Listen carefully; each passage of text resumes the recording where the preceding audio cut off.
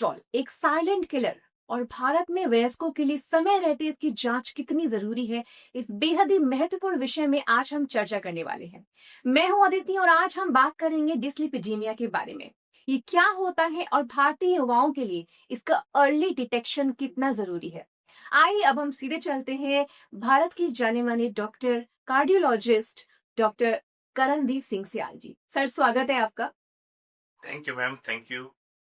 तो सर, भारतीय युवाओं को कोलेस्ट्रॉल को लेकर इतना सतर्क क्यों रहना चाहिए? जैसा कि हम जानते हैं, कोलेस्ट्रॉल जो है ये एक रिस्क फैक्टर है हमारे हार्ट डिजीज से लेके हमारे जो ब्रेन स्ट्रोक होता है उसके लिए, पेरिफेरल आर्टीरियल डिजीज होता है उसके लिए।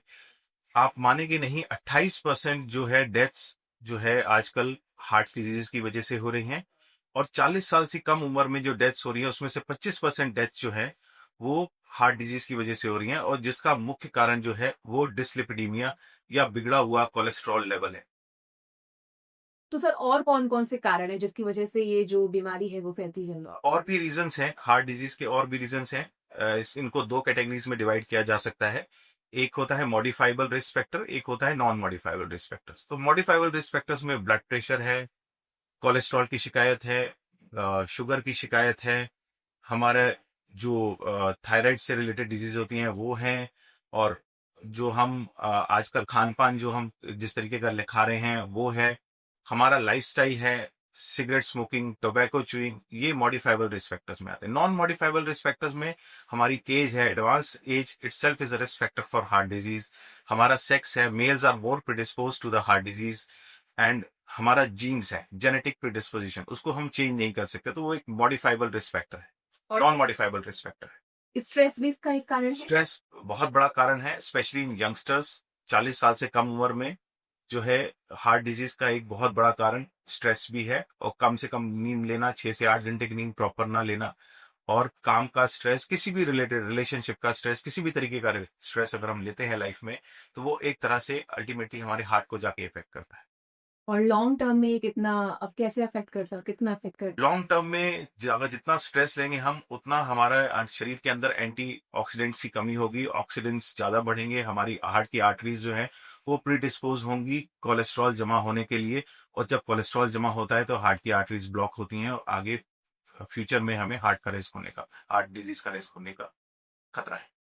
सर, कोलेस्ट्रॉल के स्तर को समझने के लिए अगर आप कुछ बताना चाहिए।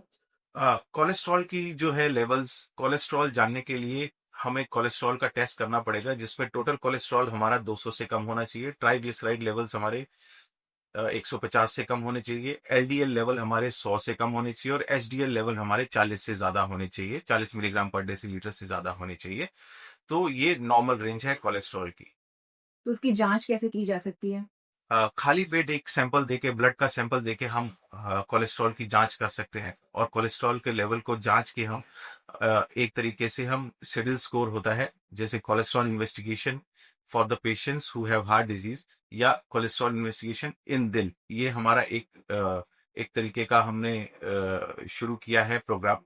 तो अगर ये हम करते हैं तो 20 साल से बाद की उम्र में हमें हर साल अपना कोलेस्ट्रॉल चेक कराना चाहिए, और स्पेशली जिनको जेनेटिक प्रीडिस्पोजिशन हो या जिनकी फैमिली में कोलेस्ट्रॉल या हार्ट डिजीज की शिकायत है, तो 20 साल की उम्र के बाद हर साल एक बार कोलेस्ट्रॉल चेक कराना चाहिए। सर, आपने बहुत अच्छा टर्म यूज किया है, सिडिल सिडिल। इसको थोड़ा और विस्तार से समझाइए।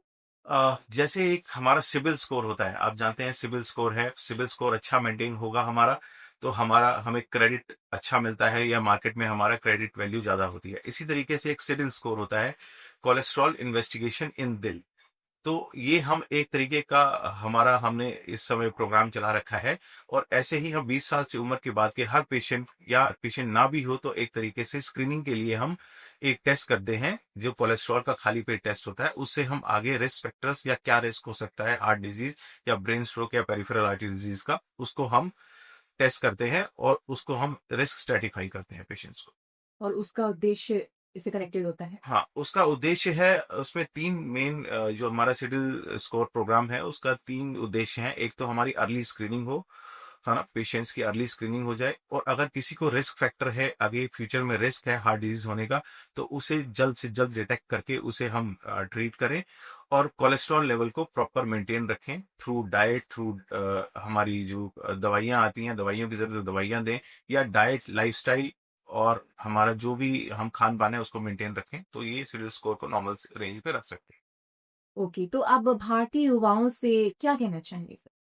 भारतीय युवाओं के लिए मेरे 3 टिप्स हैं। एक तो सबसे इम्पोर्टेंट टिप है कोलेस्ट्रॉल लेवल को मेंटेन रखने के लिए, कि एक लाइफस्टाइल मेंटेन करें जिसमें हम हमारे जो 18 से 45 साल के बीच में जो युवा हैं वो 50% ओबीज हैं, और उनका वेट ज्यादा है, तो ओबीज में कोलेस्ट्रॉल जो है हमारे हार्ट में ब्रेन स्ट्रोक होने के या पेरिफेरल आर्टेरियल डिजीज के रिस्क ज्यादा होता है, specially obese with the dyslipidaemia. तो अपना प्रॉपर वेट मेंटेन करें और सीडेंट्री लाइफस्टाइल ना रखें।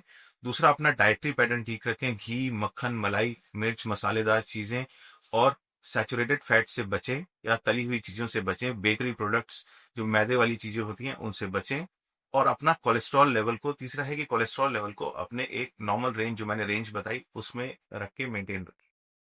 So thank you so much doctor, आपने बहुत ही कम शब्दों में बहुत अच्छी तरीके से सटीक बात सारी हमारी व्यूअर्स को पहुंचा दी है। Thank you so much, thanks a lot sir, आपने इतना कीमती समय हमारे लिए निकाला है। Thank you, ma'am. Thank you for inviting me for this podcast. It was very informative podcast, and I think ये हमारे युवाओं को आगे सुनना चाहिए, और उनको आगे हार्ट की बीमारी से बचने के लिए ये कुछ हेल्प करेगा। Thank you so much.